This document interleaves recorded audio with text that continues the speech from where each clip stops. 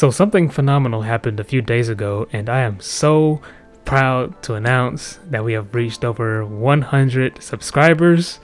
Yes.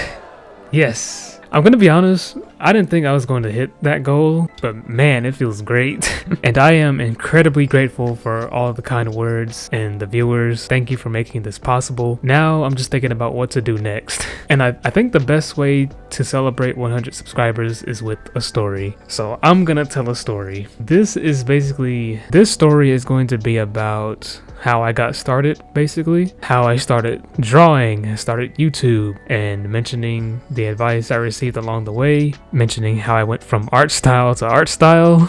It's been a journey, so here we go. So growing up, I was always into drawing. I remember being a little kid in elementary school, and whilst the teacher was teaching, I would get some school paper and just start drawing dinosaurs, dragons, because they were cool to me. Other kids would see my composition notebook. Yeah, I remember those.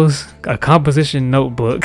And they would say, dang, can you draw me something? You know that one lizard with the big spine from Jurassic Park? Yeah, I think. I would try to draw whatever they asked, and afterwards I just rip the paper out of my book and give it to them as like a gift. I was such an innocent child, oh my gosh. Fast forward into middle school, I stopped drawing completely. Drastic change, I know, right? I started focusing more on the reality and just trying to get the hell out of middle school. Anybody else remember middle school being frustrating, hard, and annoying as piss? I hated middle school so much. I couldn't even draw in peace, bro, without someone coming up to me and saying, "What you doing? You drawing? Ooh, you good. You draw me son. And you're probably thinking, but Zeph, it's the same thing like it was in elementary school. What made it different? It felt different because in middle school, I was put in a category. I was in the, okay, this kid doesn't talk. He's a loner that just draws all day. And because of that, I was viewed as different, and it made me susceptible to being picked on when I really was just trying my best to get out of school. And drawing helped me pass the time and ignored the idiocracy that happened around me. Middle school felt like verbal and emotional hell. I've been in fights, I've cried, I've sweated a lot. But eventually I clawed my way out of middle school and got into high school. And in high school, I had a talk with myself, and that talk went along the lines of, yo bro, I want to draw like I used to, I just don't know where to start. So one day I drove to Michael's has everything art related, I swear, from wood carvings, paint, yarn, foam boards, colored pencils, etc. I went to Michael's one day and I purchased my first sketchbook. I've had other sketchbooks in the past, but this one was my official. It had a leather cover, a rope wrapped around it to close it. It was truly one of my favorite, if not my #1 sketchbook. But yeah, I was a sophomore in high school and I sketched with mechanical pencils first, and I began drawing female figures. And you may ask yourself, Zeph, why are you drawing female figures? Well, I learned from a YouTuber years ago. I'm not sure who it was because their name was written in Japanese, but I remember I had the captions on and they were saying something along the lines of, I draw female figures because there's more to learn. The female body has curves, rounded pieces, soft shapes, and it's a bit more complicated than the male body. So for years, I've been doing nothing but watching tutorials, how to draw the female body, how to know the width of a torso. Yeah, I did that. How to connect the neck to the shoulder straps correctly, how to know the length of the female legs when drawing, how long are arms. I know those might sound like weird questions to others, but I was so adamant on perfecting drawing women. Then from women came to drawing backgrounds, and I kind of drifted away from drawing backgrounds because of my tunnel vision with drawing people. I just kind of stopped caring for background imagery. I hate that I dropped it because I got so into it. But anyway, while that's sad to say, it is true. To me, it's the foreground that matters more than the background. The background can be anything you want it to be. While I was in high school, I focused more on the front profile of females, and eventually I just stopped drawing full body photos and I started doing like photos or images from the chest up and getting in great detail and getting every inch of detail I can see. Eventually I did go back to drawing full body photos when I was in college. So eventually I graduated high school and I went to a college called Trenton State Community College, and my major was graphic design. I failed miserably. I failed miserably in my graphic design classes because I had no idea how to use Adobe software, bro. I had to use Adobe Illustrator and a little bit of Adobe InDesign. I had no idea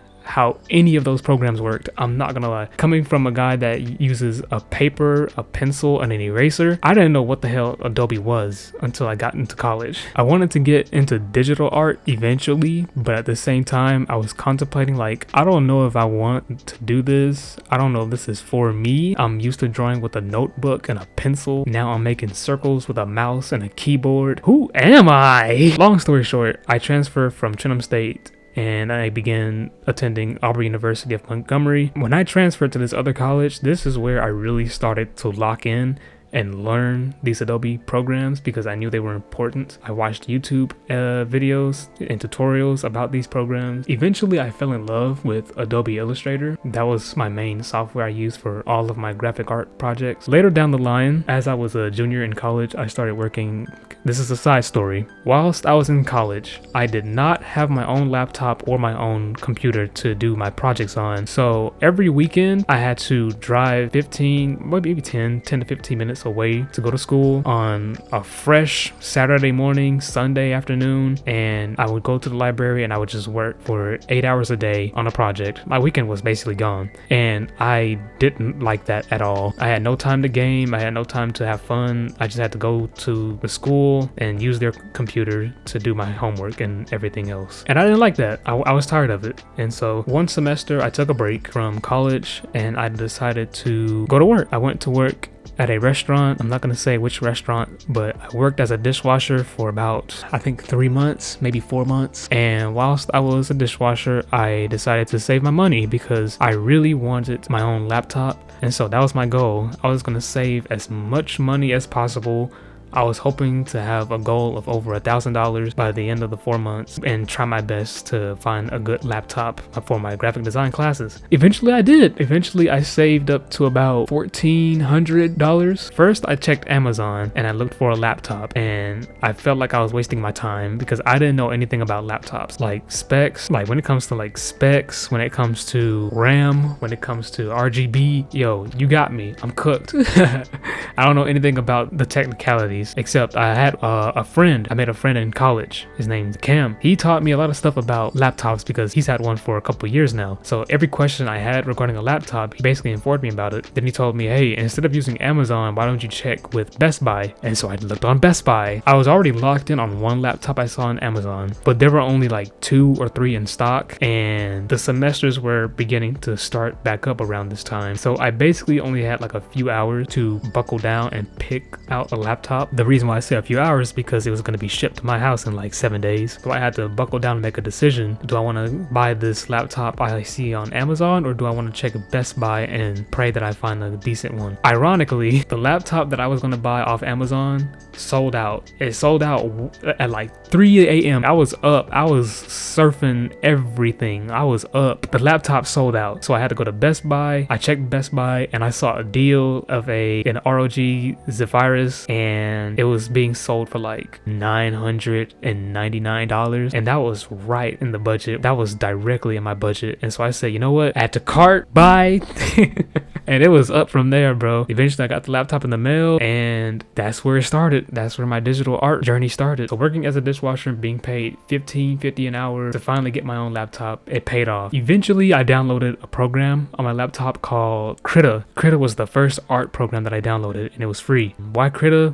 Balling on a budget. I was not ready to pay for a program again because I had to pay and install for the Adobe programs. You know what I mean? You know how that goes. So Krita was the only art program that I could really use or that I knew about. And Krita is nice. It's a free drawing program that has a ton of creative brushes, tons of patterns to incorporate into your drawings. It's great. Krita was great, and it was my main source of digital art for a while. But while I was in college, I met some good people who are friends of mine till this day, and they recommended me some drawing tablet. At the time, I was a senior year in college, and I knew nothing about drawing tablets. I've seen them everywhere. I've seen how they work, but getting one for my own was a different step. I was in no man's land. A drawing tablet? I don't know what drawing tablet is good. What do I have to look for? What's a good price for a drawing tablet? The only thing I knew how to use was my laptop and Krita, but something inside of me wanted to improve. I've always chased improvement, whether it's gaming, art, improving my physical health, my knowledge.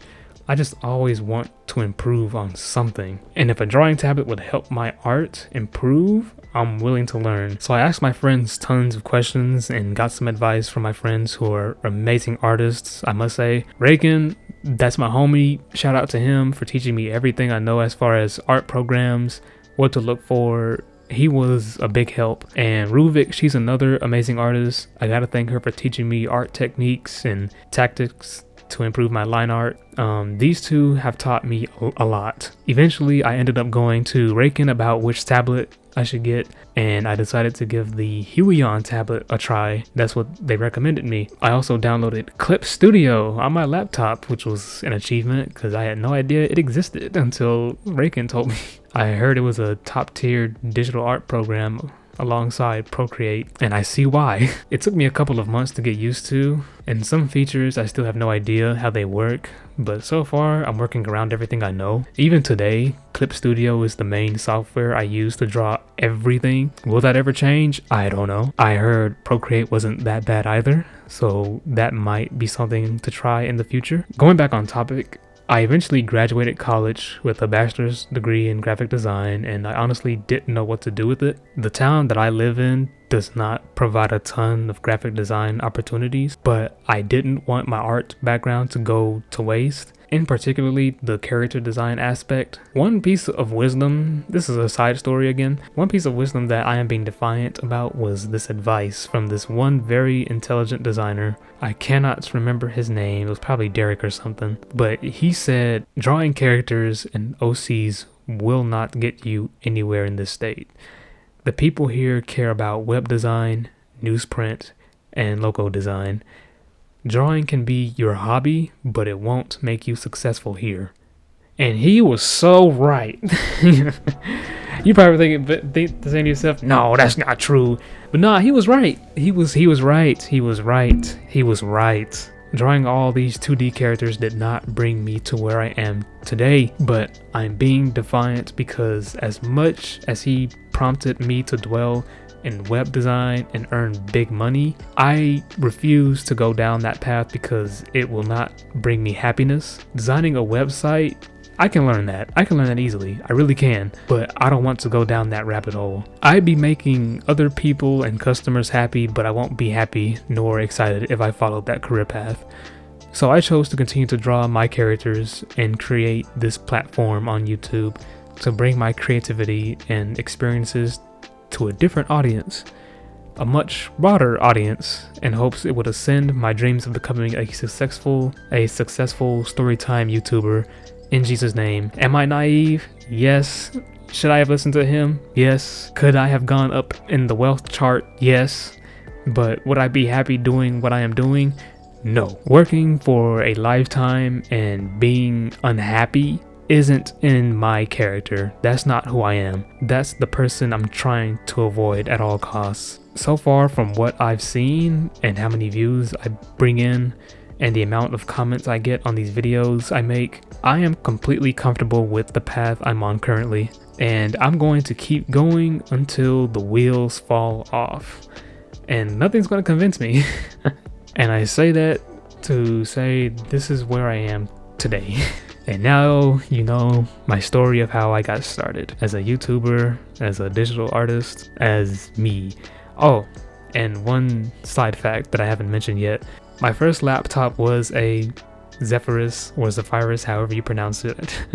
And that's how I got my name, because without my Zephyrus, Zeph would not exist. And so I just basically chopped the name in half and adopted the name Zeph as my own, as a tribute to my Zephyrus. And yeah, that's the story. I hope y'all enjoyed this commentary. I hope I didn't step on any toes at all. But yeah, that's my story, and I hope you guys enjoyed. Stick around for more videos to come in the future. Now, the videos aren't going to be like a day, like like uploading it every single day. No. It takes time to draw all these characters and to edit these videos, because I have to rewatch my videos over and over again to make sure I have it the way that I want it. You know what I mean? Don't expect like videos to be uploaded every single day. Like I can do like maybe a video every 2 or 3 weeks or so. Just letting you know, like it's not easy. I'm having fun and I'm happy I'm doing it, because now I can share my experiences and my stories to people. Well, that was a TED Talk. Hope you guys enjoyed, and I hope you have a good day. Be sure to leave a like and comment and share this video with others. And I will talk to you soon. Bye. My mouse just died.